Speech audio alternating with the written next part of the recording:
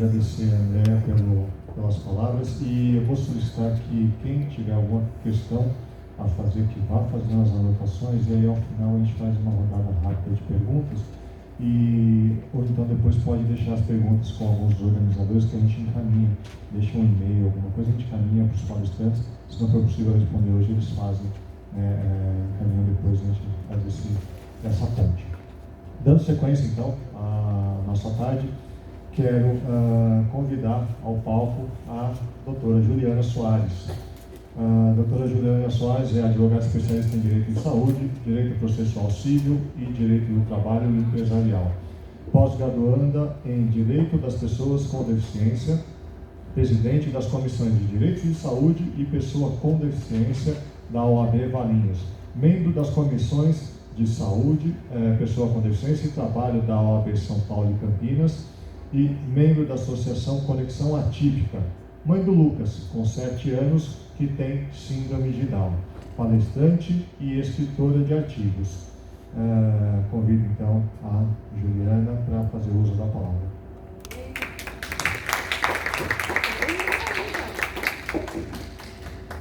Ficou bonito isso aí, Johnny. Gente, vamos lá para a reta final aqui. Depois nós temos a brilhante palestra do Dr. Matheus, que já está ali, nos olhando. Vamos lá. Gente, o meu tema aqui, eu não trouxe slide para falar, porque eu quero falar de uma forma o mais genérica possível. Eu venho para falar sobre liminares, né, contra plano de saúde ou contra a SUS. Como o leque é muito grande, então eu quero que vocês prestem atenção e eu quero ensinar vocês o que eu faço com todos os meus clientes. Ensinar vocês a pensarem qual ocasião que vocês vão poder acionar nesse jeito. Se é acionar judicialmente ou não. Bom, primeiramente, o que a gente tem que sempre... Todas as pessoas me procuram pelo direito de saúde, não só pelo direito da pessoa com deficiência, mas principalmente o meu nicho maior é o direito de saúde, e por vários motivos. Então, são cirurgias emergenciais que são negadas pelo plano de saúde, ou cirurgias para colocar prótese, para fazer cirurgia dentro de barriga de gestante, enfim, para vários motivos. O nicho maior que eu tenho é a questão do tratamento multidisciplinar. Quando a família vem para mim, eu costumo falar para eles que assim, eu não consigo atendê-los só como advogada, porque eu me envolvo na questão como mãe, como família típica também. Então, eu sempre costumo brincar, quando a gente vai começar a conversar. Conte-me tudo, não me esconda nada. E o porquê disso? Porque muitas vezes o que eu vejo é que os profissionais dessa área eles ficam mais engessados. Então, eles se limitam muitas vezes ao que está numa prescrição médica. Eles pegam aquele documento e colocam no processo. Deu, não deu, ok. E a gente sabe, principalmente como família, que não dá para ser assim. Primeiro, que a gente está lidando com a expectativa, né, de ter um tratamento, de ter uma evolução, de uma cirurgia que tem que ser emergencial, porque às vezes se você não fizer, não tem outro tempo. Então, eu sempre costumo dar essa atenção maior para as famílias no sentido de formar um bom documento. O que é isso? Quando você tem que ter uma parceria muito grande com o seu médico, o médico da sua confiança, e também no caso das crianças, né, que a gente sempre falou bastante aqui das crianças com autismo, paralisia cerebral, síndrome de Down, tem uma conexão muito grande com a equipe terapêutica. Isso é uma rodinha, gente. Tem que funcionar. As terapeutas que estão aqui sabem, né, o quanto que a gente conversa. Eu costumo ligar, né, faço contato com os médicos, né, doutor Matheus? Com os médicos, com os terapeutas. Por quê? Porque às vezes chega alguma coisa para mim que eu falo, mas se for desse jeitinho aqui, lá no judiciário não vai passar. Porque a gente tem que entender que, do outro lado, mesmo falando de SUS ou de plano de saúde, tanto faz, tá? Nós temos alguém que vai, a alegação vai ser assim, olha, nós temos aqui um rol, ele tem todos os procedimentos, o que tiver ali a gente vai te pagar, vai te fornecer. O que não tiver, fazem de uma fórmula, uma cláusula mais generalista. Hoje em dia, com a graça de Deus, a medicina está muito evoluída. Tem muita coisa legal acontecendo. Tem muitos profissionais se especializando. Vocês já viram aqui, né, quem está aqui desde de manhã sabe o quanto a gente trouxe aqui de coisas que pode ser que vocês nem tinham ideia que existiam. Estava conversando com a doutora dentista, que me passou aqui e falou, olha, faço o tratamento dentário de pessoas acamadas. Falei, vem comigo, adorei. Por quê? Porque é exatamente a gente conhecendo. Então, quando a família vem para mim, às vezes elas falam assim, mas eu vou fazer. Eu peguei toda essa informação aqui, doutora, pagou a consulta, bonitinho, mas agora eu vou passar para todas as mães. Falei, olha, tudo bem, você que sabe, mas cada caso é um caso. É a mesma coisa você chegar no médico lá e falar assim, olha, eu vou pegar a prescrição dele aqui, mas eu vou passar para geral. Mas todo mundo toma essa medicação aqui. Não é assim. E no judiciário também não é. Por que eu falo que a gente tem que ter um conjunto? É por isso que sempre quando chega a documentação lá para mim, eu falo, vai lá conversar com o seu médico, verifica com ele a possibilidade da gente colocar um pouco mais robusto essa documentação. O que seria colocado robusto? Eu vou entrar com o processo e vou pedir uma liminar. Mas o que é esse tal de liminar? A liminar, judicialmente, ela é chamada de antecipação de tutela. Ela antecipa os efeitos de uma sentença. O que quer dizer o seguinte, olha, seu juiz, eu tenho uma urgência disso aqui, eu não posso ficar esperando 3, 4 anos para ter uma sentença. Estou juntando baixo, 3, 4 anos, estou sendo legal, porque eu estou feliz hoje, né? E a gente sabe que não é. Às vezes demora bem mais. Então, o que essa liminar faz? Ela pega, te dá o direito, né, da parte que entrou com a ação, quando é concedida essa liminar, de iniciar o tratamento, ou de fazer a cirurgia, né, ou de pegar o medicamento, ter acesso àquele medicamento naquele momento. Mas então eu ganhei o processo. Não. Você ganhou a primeira batalha. Eu deixo isso muito claro para os meus clientes. Porque às vezes a pessoa fala, mas então eu tenho um liminar e tô tranquilo. Não, o processo ele vai continuar. E se a gente não provar tecnicamente, lá na frente, que de fato aquela criança precisava daquele tratamento XPTO, prescrito pelo médico, naquela frequência de horas, tantos minutos por hora, tem vários detalhes que tem que ter no laudo médico. Que tem que ser perto da casa, porque senão também dificulta. Como é que tem operadora que manda você para a cidade do lado? Como é que você trabalha assim? Né? Então, tudo, meus clientes, eles sabem, quando chega lá para mim, a maioria dos documentos que chegam para mim, eu falo, olha, precisamos complementar. Complementar por quê? Porque lá no judiciário nós vamos ter uma parte contrária querendo pegar na onde a gente não colocou. Tentando pegar a gente chama de lacuna. Onde, não colocou perto de casa. É meio óbvio, né? Mas aí ele vai mandar para Sumaré. A pessoa mora em Campinas, vai mandar para Sumaré. Mas espera aí, mas é cidade limítrofe? Pode. Tá, todo dia uma criança vai sair para fazer tratamento na cidade do lado. Quem vai levar? Quanto custa levar? A mãe não consegue trabalhar, né? Então são detalhes que a gente tem que pensar, e eu costumo traçar tudo isso aí com os meus clientes, caso a caso, tá?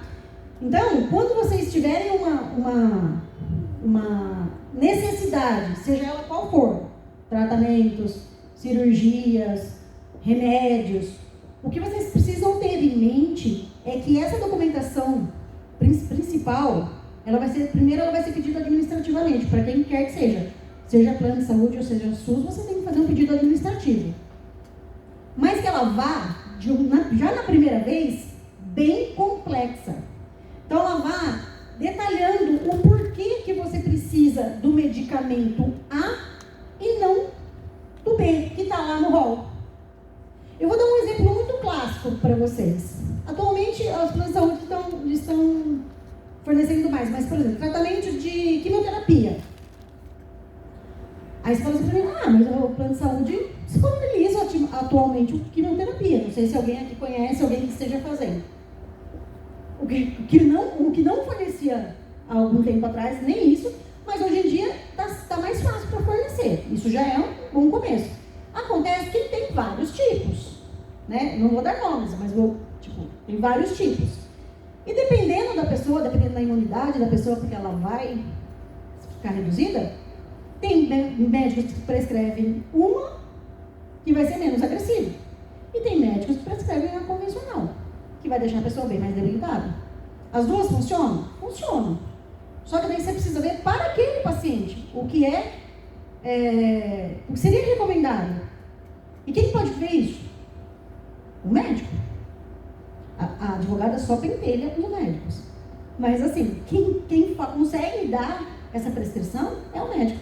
E aí nessa prescrição basta ter só isso? Não, eu quero que coloque o nome lá. Hoje em dia, para o judiciário, não basta. Eu estou vendo muitas famílias desesperadas aí, porque os processos, principalmente os processos de autismo, né, nos tratamentos, estão indo para perícias. E aí o que acontece? Não tem base legal nos processos, porque não tem prova técnica. Como o meu anjo da guarda é muito bom, já falei isso várias vezes aqui hoje, eu já sempre fiz essa prova técnica, desde sempre, mesmo antes de ser pedido. Porque o meu maior receio era isso. Se for para uma perícia, o perito vai olhar e falar, mas com base em quê? Por exemplo, com base em quê que o médico chegou no quadro de autismo? Eu tive uma perícia esses dias que o perito colocou, mas baseado em que ele fechou o diagnóstico? Qual foi a avaliação que ele fez? E aí a gente teve que juntar o prontuário inteiro do paciente. Naquele, o médico tinha feito. Mas tem vários médicos que acabam não fazendo avaliação, né? Uma avaliação por escrito. Porque é uma coisa muito rotineira. Então eles já sabem qual que é a avaliação na cabeça deles. Mas não, ele tinha documentado aquilo. E aí a gente conseguiu juntar isso no processo. Com base em todos os laudos que já tinha, laudo de evolução, tudo. Então, sempre que eu falo, como a gente fala, como uma liminar para a justiça, é importantíssimo, estudando caso a caso, que vocês acionem o advogado de vocês, conversem com ele e falem assim, essa documentação que eu tenho é suficiente? Tecnicamente é suficiente? Né? Porque se não for, é importante que também vocês conversem com o médico. Olha, o doutor lá falou que se dá para colocar mais alguma coisa aqui, coisa técnica, não coisa da medicina, mas termos jurídicos, porque da medicina são eles que mandam, né? A gente só adaptar. Mas assim, o que impacta tudo isso? Quando a gente consegue uma liminar judicialmente, e agora eu vou falando um pouco sobre os tratamentos, a gente impacta na família inteira, positivamente. Esses exemplos que a Andrea trouxe aqui, vou pegar esse que é bem fácil. Esses exemplos que ela trouxe aqui do vestir, do comer, né, do tomar banho. Quem é família típica aqui sabe o quanto isso nos deixa cansados, né? No meu caso, deixava. Porque a Andrea foi a TO do meu filho desde 15 dias de vida. Eu sempre trago ela porque, para mim, ela foi uma referência muito boa. E essas AVDs, que são atividades da vida diária, ela fazia dentro da minha casa, porque naquela época eu já consegui, na minha liminar, tinha isso, que ela fazia as atividades dentro de casa. Então, o Lucas conseguiu aprender a fazer essas coisas no ambiente dele, o que tornou que ele se tornasse uma criança muito mais funcional. E aí eu me deparei com isso essa semana, quando a gente disse questão de tempo, porque daí na família típica um consegue sair para trabalhar na rua, o outro não, porque tem questão de terapia, de médico, né? Que acaba ficando mais limitado. E essa semana eu precisei que o Lucas voltasse para casa e eu ainda tinha trabalho para fazer. E aí ele falou para mim, mamãe, eu vou tomar banho. E agora ele toma banho sozinho. E aí eu parei para pensar, falei, gente, quanto isso ajuda? O quanto é importante você dar um bom tratamento para uma criança, né, desde pequenininho, para que ela se torne um adulto, um jovem adulto funcional. E ele foi lá, tomou o banho dele, cantou e tal, e eu continuei terminando o meu trabalho. Fui lá, esquentei a comidinha dele, comeu. Enquanto ele jantava, sozinho, eu também estava do lado do computador terminando, porque era uma coisa que eu tinha que terminar naquele dia. Falei, tudo bem que eu estava fazendo fazendo aquela gestão, mas já é uma qualidade de vida para todo mundo. Então, embora eu não trouxe o escrito, porque vocês entendem que quando a gente fala de direito de saúde, é uma coisa muito generalizada, que cada um vai precisar de uma coisinha. Mas o importante é que vocês saibam é a base, porque a base é a mesma para qualquer ação relacionada à saúde. O que vocês têm que ter? Um bom laudo médico, se possível, um bom plano terapêutico, porque com esse plano terapêutico, o médico vai conseguir fazer um bom laudo também.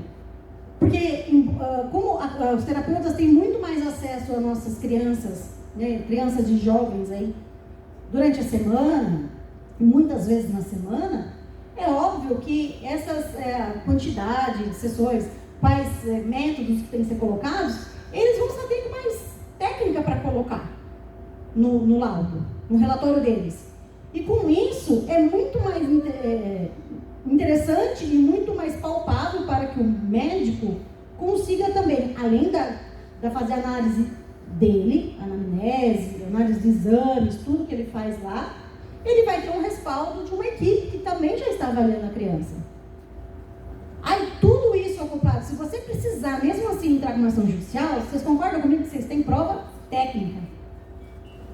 O que precisa hoje, encontrarmos médicos que queiram fazer os laudos, né, doutor Matheus? Eu adoro quando eu mando uns 5, 6 clientes para ele de uma vez lá. Ele quer ficar doido. Mas assim, por quê? Porque são poucos os médicos, e os médicos de plano de saúde, de SUS, infelizmente, eles têm que atender em 10 minutos. É surreal. Como é que ele vai fazer um laudo super complexo? Não tem como. Não é nem que eles não têm boa vontade, aqui não tem, a conta não fecha. Né? A verdade é essa. Então, a maioria das famílias que me procuram, eu falo, olha, se você não tiver um médico que faça um laudo nesse sentido, um laudo técnico, com artigos científicos indicados, com evidências, que não é só prescrever. Você tem que falar o porquê você vai prescrever e para que é aquilo lá, qual vai ser o impacto positivo na vida da criança. Vou trazer um outro exemplo aqui para vocês. Tem famílias que falam, mas olha, a gente não tem condições, eu preciso de parapódio, cadeiras, né? E eu estou desesperada, o que eu faço? Dá para judicializar? Falei, judicializar? Sempre dá. Ganhar? Não se sabe. Não existe processo ganho.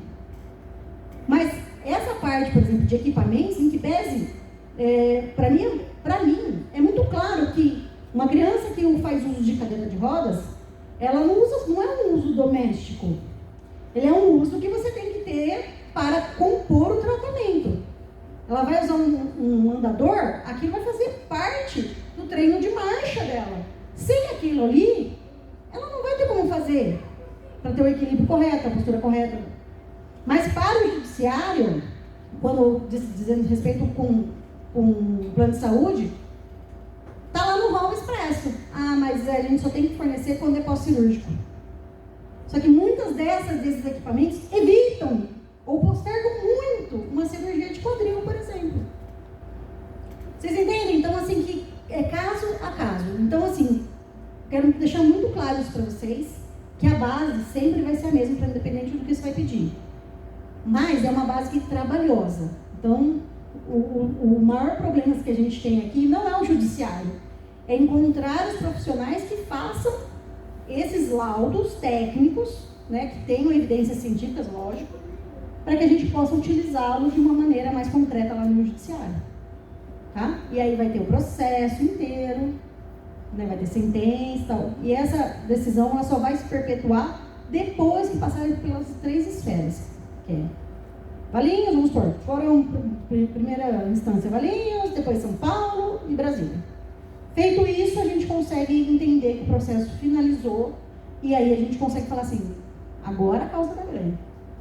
Mas antes disso, tem chances de defesa da parte contrária, tem provas a serem produzidas. Hoje em dia, importante vocês saberem disso, o judiciário tem mandado os processos que envolvam o direito de saúde para o NATJUS. Mas o que é NATJUS? NATJUS é um núcleo do Tribunal de Justiça, onde são feitos meio que pareceres relacionados à matéria, mas não com a prova direta, não com relacionado ao Joãozinho.